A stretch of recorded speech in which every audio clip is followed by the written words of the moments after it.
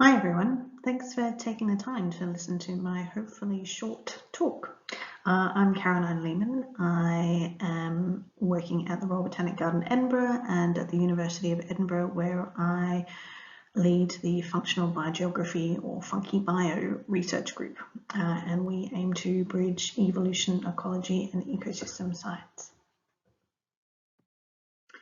As we go forward in this workshop, I know that we are all very well aware of the controversies surrounding past ecosystem limits in Madagascar.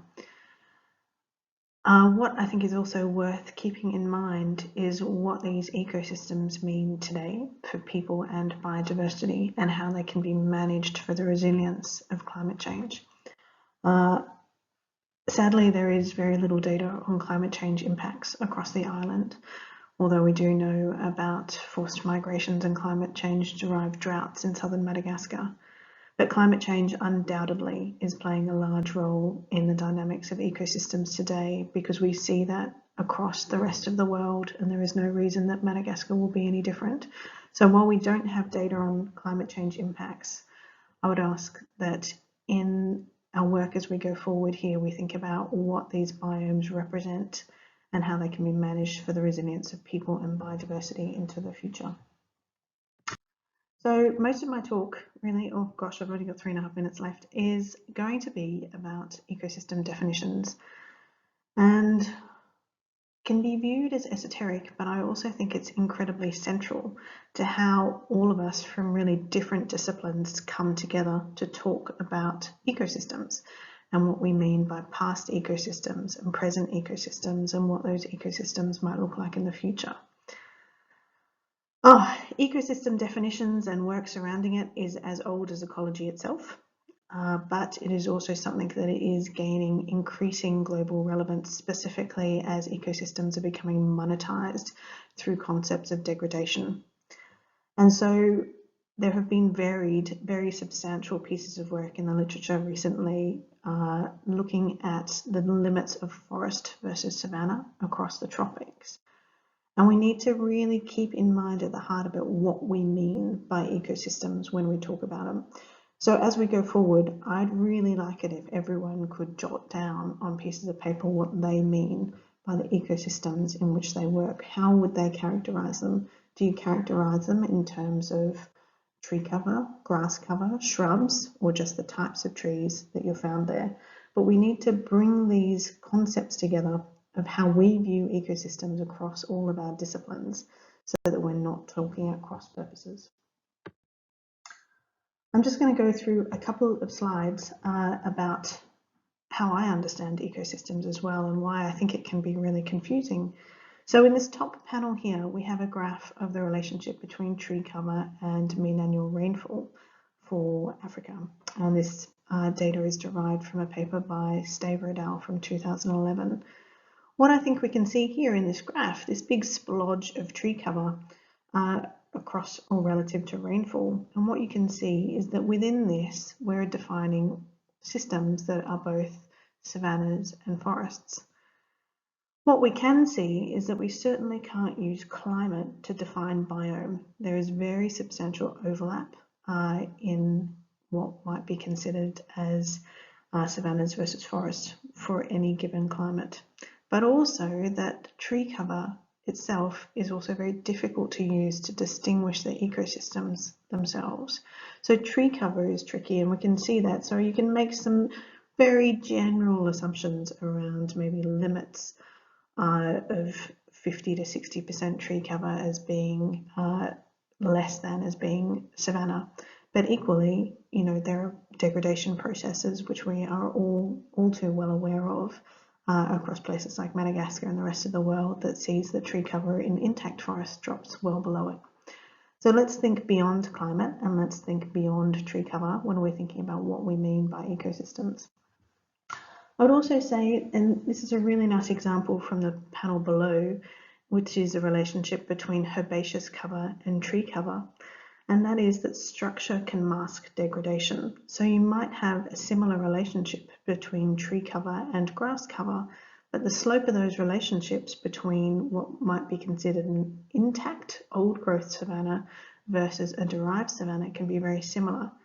So again, we kind of see the point that we can't look at structure to define ecosystems, and we need to think beyond that, probably also to concepts of what the composition is, and I think particularly around the functional composition of those landscapes.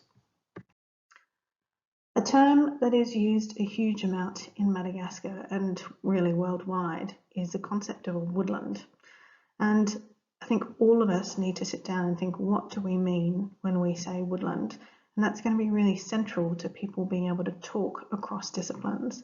Now, if you just Google woodland and you look for its definition, you get the simple catch-all that is land covered with trees.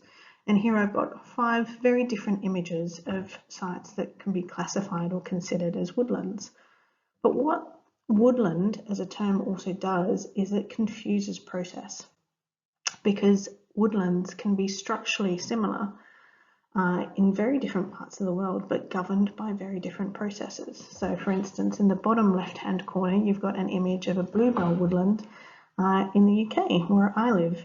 And I think the processes that are driving that ecosystem are very different to the processes driving the woodland above it, which is a Proteacaphra woodland in South Africa, just as they are different to driving a tapir woodland in the bottom central panel, just as they are to driving a Miombo woodland in the central panel, or a temperate eucalypt woodland in the top panel.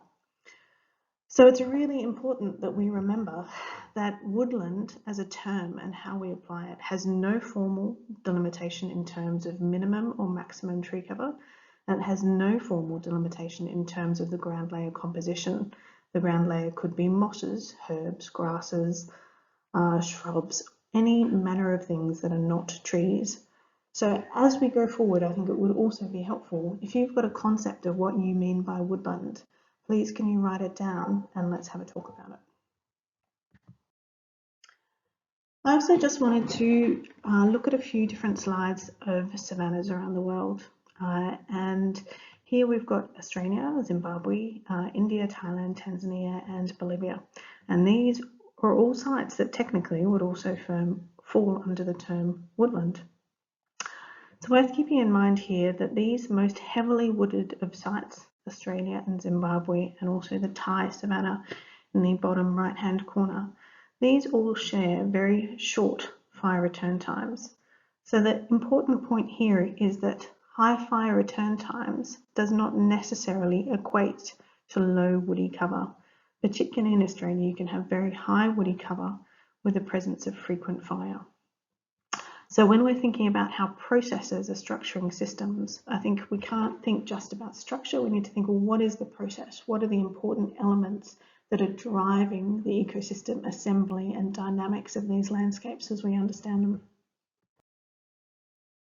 I also wanted to put in some slides of abrupt vegetation boundaries that we see the world over. So the top 3 panels are in Madagascar. The bottom 3 panels are in different parts of the world where you might see similar vegetation limits as you do across parts of the Central Highlands. So you've got Malawi, the Nyika Plateau in the bottom left-hand corner. You've got India, the Shola grasslands in the Western Ghats in the central panel. And in the bottom right-hand corner, you've got South Africa, the Drakensberg Mountains. Each of these are places where we see very commonly the distribution of forests, particularly, and closed canopy vegetation in essentially what are fire-free pockets within the landscapes in dips. And then across crests of hillsides and across plateaus, you commonly see open grasslands. These 3 areas are also at altitude, not too dissimilar to large parts of the Central Highlands as well. So just to keep that in mind as we go forward around thinking about how we understand processes as shaping ecosystems as well. Something I would just really urge everyone to have a read of, if you've got time and an inclination, is the new IUCN Global Ecosystem Typology that is being released or was released last year, and there'll be a large publication associated with it this year. This is based on the work of dozens of scientists, vegetation ecologists that have been involved in writing descriptions and synthesizing their understanding of ecosystems through the concepts of process. So it is a functional typology as opposed to a structural typology, where we specifically think about how different processes are limiting ecosystems. Now within that are descriptions of shrublands, of savannas, and of different types of tropical forests and dry forests. So please can I suggest that you have a look at this, and it would be really great to discuss this with everyone. Finally, because I've gone way over my 5 minutes, is Madagascar in context, exception in process. And I say this as a functional biogeographer, and that is that I believe that the biodiversity may differ across different places, but I'm not sure that function and the processes driving ecosystem assembly per se does. And what we need to think about is how different elements of ecosystems might have been lost or gained, and how that has driven the restructure of ecosystems with regards to novel processes or the loss of processes across those landscapes. And this is where I think analogues and biogeography has a lot to offer. Something I've noted about Madagascar is that it's often talked about as exceptional, and it is. It's an extraordinarily wonderful place, which is why we're all so enthralled with working there. But does it have exception in process? So how do equivalent processes structure ecosystems elsewhere? And this is where I think functional ecology has a huge amount to offer, in that we can examine the responses to process in terms of function. We can do this through functional traits. So for instance, here on the left-hand side, is a drawing of a root system of a species of Brachystegia, which is a common element or dominant element within the Miombo woodlands. I think given the degree to which the Miombo is often drawn as an analogue to tapir systems or precursor tapir systems, I think it would be really helpful to think about, well, what are the root structures and what are the systems associated, the functional systems associated with those species that comprise these ecosystems. I think we also need to think very carefully about where are the contingencies and where are the differences in the environments. There are very substantial differences the world over in soil depth, drainage and structure, and for instance that has a huge bearing on root systems in plants, which can be incredibly central to driving ecosystems. But understanding process is a super tricky business. So, I'm also not trying to be glib about this here, but what I've done on the left-hand side here is, I did this in my PhD, was I tried to draw out what I thought all the connections were within ecosystems and how I understood them as operating. And I think it would be really fun exercise if we all kind of took pen to paper and drew what we considered to be how ecosystems might be structured in landscapes past and present, and that we draw this together across different disciplines to see where we do and don't have common understanding of how we understand landscapes. Of course, in this, and I've just put these points there, is that the relative role of any environmental control, whether it's rainfall or fire or browsers or grazers, anything structuring ecosystems inherently does vary across productivity gradients. So it's not always a yes or a no, it's a relative effect. And of course, in this, there are also really important questions about scale, the scale at which we're understanding an ecosystem, and the sensitivity of an ecosystem to different parameters as well. I've done exactly what I tell students never to do, and then I've dumped a huge amount of text onto a single slide. So where to from here? So much to do. I hope that we all have a great discussion about what we mean when we talk about grasslands, woodlands, grassy biomes, forests, shrublands. I think we really do need a common lexicon across disciplines that we can use to minimize talking across purposes, across different fields. We also, in my view, need to understand how data connects at different scales. For instance, our ecological data that is essentially reflective of decadal processes versus paleo data that might be reflective of both centennial and millennial processes. And where do we see disconnects in these? And can we map those to understand conceptual models of common understanding. I think also, can we identify common questions that we can ask at different scales? And I think that could be a really helpful way to start to facilitate interdisciplinary collaboration. Something I've always been really keen on is the concept of supersites. So where we see what an ecosystem is now, but can we work as ecologists with paleo people to think about what that ecosystem, that particular location might have been in the past? And that seems to be a place where there's a lot of controversy, is this kind of location-specific interpretation through time.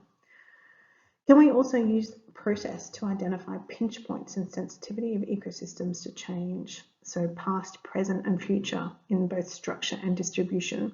So can we integrate conceptually our views of different disciplines to test hypotheses around process and how processes limit ecosystems? And of course, because it is what I do, I'm very keen on functional trait assessments and using common protocols that can be benchmarked with potential analog systems. So for instance, looking at Miombo woodlands versus, for instance, Proteocaphora woodlands of the Drakensberg Mountains. I look forward so much to talking with everyone and hearing what everyone has to say and chat over the next few days. So thanks very much and see you soon.